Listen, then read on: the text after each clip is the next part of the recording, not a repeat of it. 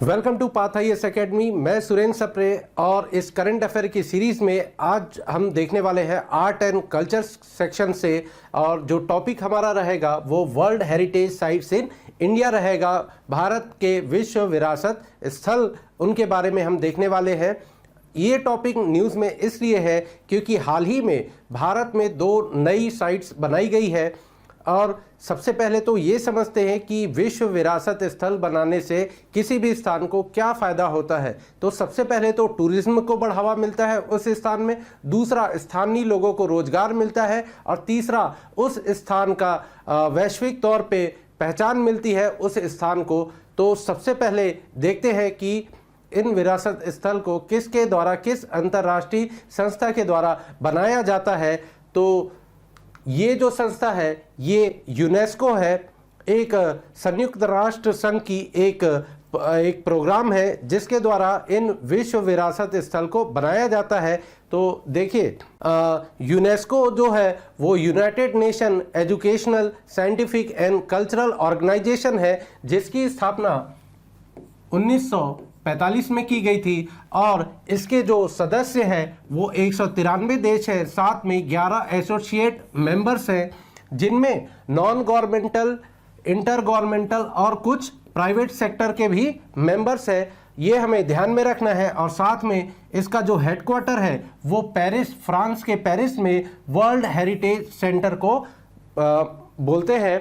अब देखिए, जो वर्ल्ड हेरिटेज साइट्स है उनको 3 कैटेगरी में बांटा गया है, 3 कैटेगरी के अनुसार बनाया जाता है, जिसमें पहली कैटेगरी जो है कल्चरल कैटेगरी है, दूसरी जो नेचुरल कैटेगरी है प्राकृतिक है, और तीसरी जो है मिक्स्ड है। इसमें आपकी कल्चरल प्लस आपकी नेचुरल दोनों ही महत्व इस स्थान का होता है।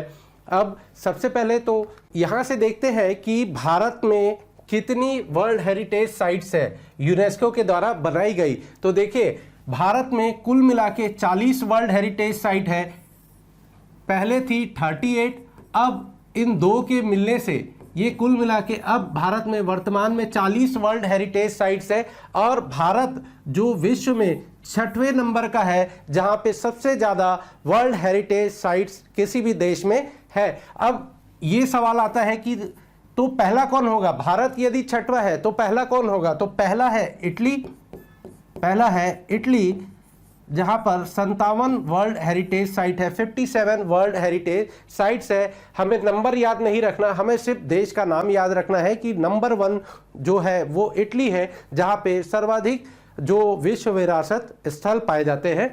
अब देखिए, भारत में कुल 32 कल्चरल साइट्स है। जैसे कि हमने देखा था 3 कैटेगरी में विश्व विरासत स्थल को बांटा जाता है। तो 32 जो है वो कल्चरल साइट्स है भारत में। अभी के जो 2 इंक्लूड हुए हैं वो दोनों आपके इसी कैटेगरी में आते हैं, 32 में ही आते हैं। और दूसरा जो कैटेगरी है नेचुरल साइट वो भारत में 7 है, और एक जो मिक्स साइट है जो कल्चरल के साथ साथ प्राकृतिक जो नेचुरल जो महत्व है उस साइट का है, वो है हमारा कंचनजंगा नेशनल पार्क, जो कि आपके सिक्किम में है। इसको ध्यान रखेंगे, सिक्किम में है, ये हमें ध्यान में रखना है। तो कितने साइट्स हो गए? 40 साइट है, जिसमें 32 कल्चरल है, 2 नेचुरल है, और एक हमारा 7 नेचुरल है, और एक हमारा आपका मिक्स्ड साइट है जो कि कंचनजंगा नेशनल पार्क सिक्किम में है।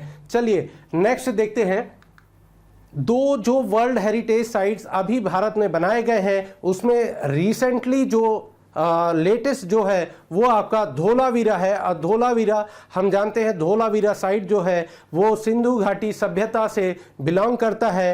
तो इसके बारे में क्या महत्व है ये देखते हैं। सबसे पहले तो इसका नंबर देखते हैं, ये 40वें नंबर का विश्व विरासत स्थल है भारत का। अब देखिए, ये हड़प्पन एरा, हड़प्पन इसलिए बोल देते हैं कि जो सबसे पहली साइट सिंधु घाटी सभ्यता की पाई गई थी वो आपकी हड़प्पा थी, हड़प्पा सिटी थी। इसलिए इस सिंधु घाटी सभ्यता को कई बार हड़प्पा सभ्यता भी बोला जाता है। तो ये हड़प्पन एरा का धोलावीरा जो है वो एक मेट्रोपोलिस सिटी था जो कि भारत के गुजरात राज्य में स्थित है। और इसी के साथ गुजरात में अब कुल मिला के 4 वर्ल्ड हेरिटेज साइट हो गए। इसके पूर्व चंपानेर नियर पावागढ़, रण की वाव इन पाटन और हिस्टोरिक सिटी ऑफ अहमदाबाद, और अब ये हो गया चौथा वर्ल्ड हेरिटेज साइट इन गुजरात जिसे हम धोलावीरा के नाम से जानते हैं। तो ये कौन से नंबर का हो गया? 40th UNESCO world heritage site in India 40वें नंबर का है। अब देखिए यूनेस्को के अकॉर्डिंग जैसे धोलावीरा को वर्ल्ड हेरिटेज साइट में इंक्लूड किया गया तो उसके विशेषता क्या थी, क्यों उसे इंक्लूड किया गया? सबसे पहले तो वहाँ जो वाटर मैनेजमेंट सिस्टम है वो अपने आप में यूनिक है। जिस ज़माने का ये है उस ज़माने में जो ऐसा वाटर मैनेजमेंट सिस्टम था वो और कहीं नहीं देखा गया है। अब देखिए मल्टी लेयर डिफेंसिव मैकेनिज्म, यहाँ का जो डिफेंसिव था, जो रक्षा प्रणाली थी, वो अपने आप में जैसे बाहरी कोई हमला होता है तो किस तरह से उस स्थान की सुरक्षा की जाएगी, ये अपने आप में यूनिक था। अब देखिए यहाँ पर बहुत मात्रा में स्टोन्स का यूज़ किया गया है कंस्ट्रक्शन के लिए, और एक जो बरियल सिस्टम था, मृत्यु के पश्चात जो वहाँ पर दफनाने की उसे दफनाने की जो प्रक्रिया होती थी वो अपने आप में यूनिक थी, और इसीलिए इसे एक कल्चरल साइट के तौर पे वर्ल्ड हेरिटेज साइट में इंक्लूड किया गया है कल्चरल कैटेगरी में। अब यहाँ पर ध्यान रखने वाली बात यह है कि इसकी खोज कब हुई थी? इसकी खोज कब हुई थी? 1967-68 में, और आर्कियोलॉजिस्ट जेपी जोशी जी के द्वारा इसे खोजा गया था इस साइट को। तो इतनी चीज़ें हमें धोलावीरा के बारे में ध्यान में रखनी है, पूछा जाएगा आपसे।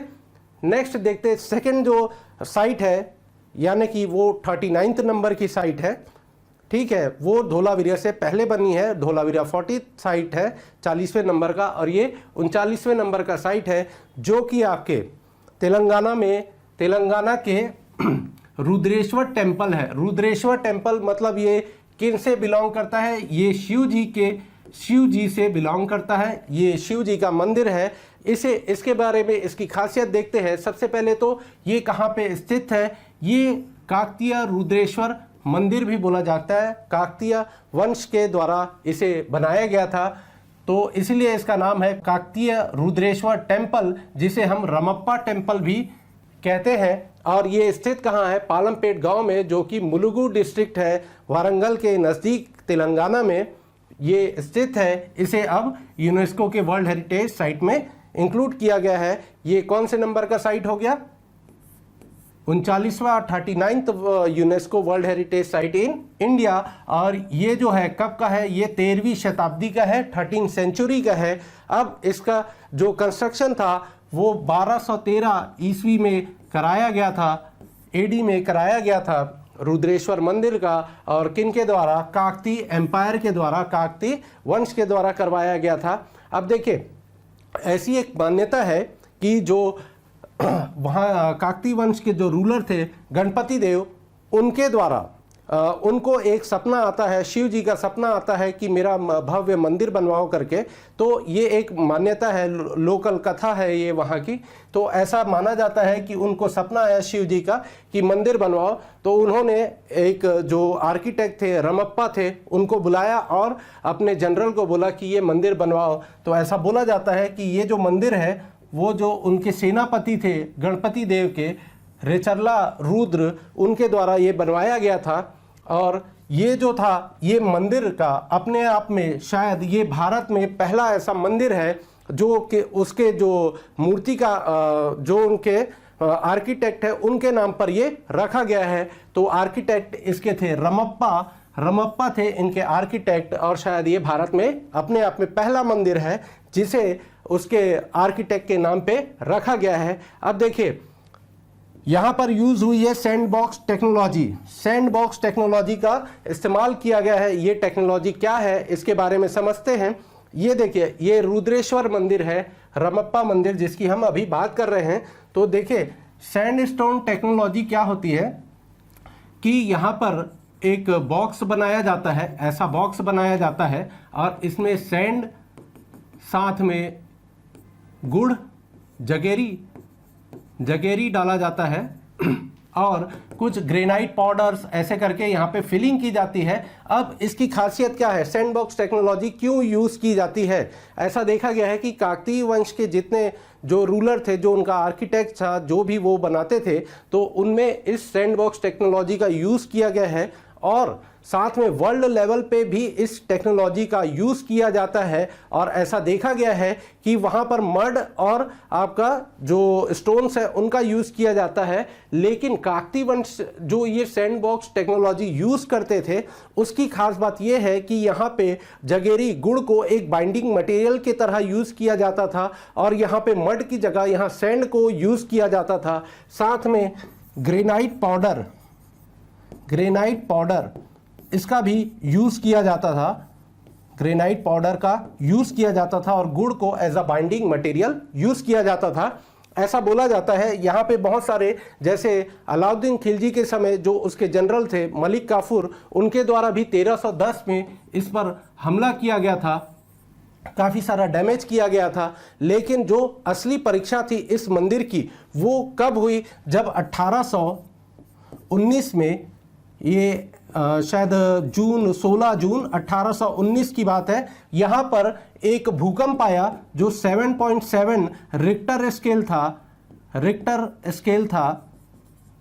तो ये उस भूकंप को भी झेल गया, जबकि देखा गया है कि आसपास की जितने चीज़ें थी वो सारे ध्वस्त हो गए, लेकिन ये मंदिर वैसा ही खड़ा रहा।